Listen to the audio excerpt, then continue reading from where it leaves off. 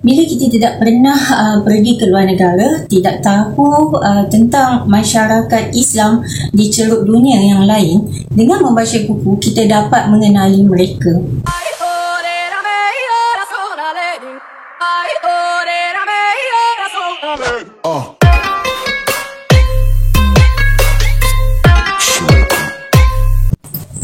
Hai, Assalamualaikum warahmatullahi wabarakatuh. Alhamdulillah kita berjumpa lagi di saluran YouTube Nur Samila Samsudin.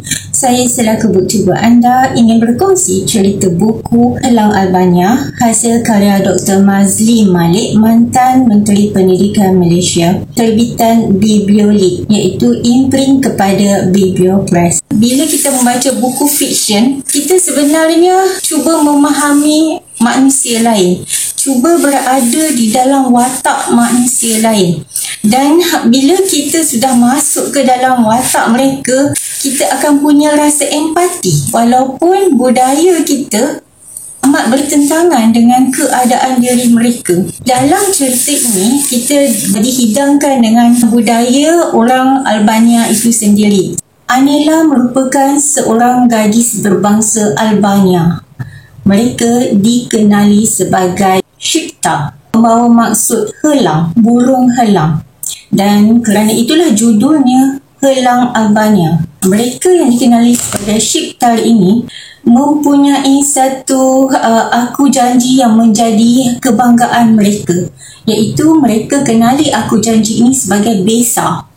Besa bila diucapkan oleh orang Albania atau Shiptar ini, ia menjadi satu pegangan yang akan dipegang sehingga mati. Jika ada di antara bangsa mereka, iaitu orang Albania, yang tidak mengotakan janji mereka ataupun aku janji mereka, Besa mereka, mereka dianggap bukan Shiptar sejati. Helang Albania banyak memfokuskan kepada penghijrahan Anila. Hijrah itu tak mudah ya, terutamanya bagi orang yang berhijrah seorang diri. Tak ada sokongan daripada orang sekeliling dia, terutama ahli keluarga dia. Anila ini dilahirkan di dalam keluarga Islam, tetapi pengamalan Islam dalam keluarga mereka atau bangsa Albania itu sendiri sangat jauh daripada Islam yang digariskan oleh agama Islam itu sendiri. Bila Anila mendapat petunjuk dan hidayah Allah di bumi Jordan sewaktu dia menyambung pelajarannya, dia cuba untuk mengamalkan Islam yang sebenar. Penghijrahan Anila bermula dengan dia cuba bersolat. Sebab selama hidup dia sebagai seorang Muslim, dia tak bersolat. Tetapi Anila menghadapi tentangan daripada ahli keluarganya, terutama ayah dan ibunya. Pada mereka, Islam yang Anila amalkan adalah satu Islam yang mundur, yang sangat hina. Dia telah diberi kata dua oleh ayahnya. Pilih di antara keluarga dengan hijabnya. Bila kata wanita berhijab, kebanyakannya adalah wanita yang memegang imej Islam. Anila walaupun telah berhijab sempurna, masih tidak mampu meninggalkan tabiat merokoknya. Dia merupakan satu paradoks. Kita nak berhijrah tak mudah. Satu, pandangan masyarakat terhadap kita. Dua, kita ragu dengan diri kita sendiri. Adakah kita akan istiqamah atau patah di tengah jalan? Saya melihat perkara itu sebagai sesuatu yang agak mengecewakan. Bagi watak Rafi pula, saya melihat watak ini sebagai satu watak yang bertentangan situasi dengan Anila. Kalau Anila dari awal memang dia tak mengamalkan Islam, tetapi watak Rafi pula terlebih mengamalkan Islam, sehingga saya menganggap watak ini berhadapan dengan satu obsesi yang sangat kuat. Terlalu taksub dengan ilmu agama, ilmu Islam yang ada pada mereka. Biasa memandang sinis, memandang salah, meletakkan hukuman kafir, syirik kepada orang lain. Walaupun orang itu masih mengamalkan Islam mengikut syariat yang ditetapkan oleh Al-Quran, hadis dan sunnah. Dan Rafi ini sedar apabila dia sudah pulang ke Malaysia dan mula bekerja.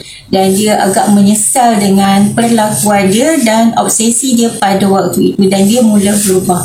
kedua-dua manusia ini bertembung pada satu latar tempat dan satu latar masa, dan pertembungan itu sangat menakutkan saya. Kerana watak Rafiq ini masih tidak lepas daripada obsesi dia terhadap satu-satu perkara, dan dia mula obses terhadap Anila dan cerita kehidupan Anila itu sendiri. Malah obses juga terhadap kecantikan Anila sehingga membuatkan dia melupakan status diri dia sebagai seorang suami. Penulisan Dr. Mazli untuk Helang Albania ini sangat realistik. Watak-watak mereka sangat hidup. Banyak ilmu budaya bangsa lain yang Dr. Mazli masukkan. Pada saya, dia membuka minda kita terhadap kehidupan Muslim dari negara lain. Kehidupan mereka sangat tak sama dengan kita. Dan saya tertarik juga dengan beberapa perbincangan sewaktu Anila mempertahankan hijabnya. Dia berdepan dengan orang yang bukan Muslim, dan dia menjawab dengan hujah-hujah yang bijaksana. Bila dia bukan sekadar mengetahui tentang agama Islam sendiri, tetapi dia juga mengkaji tentang agama lain. Okey, sekian dulu ulasan buku Helang Albania karya Dr. Mazli Malik terbitan Bibliolit, dan saya ucapkan terima kasih kepada pihak Bibliolit, imprint kepada Bibliopress kerana memberi saya kopi review ini.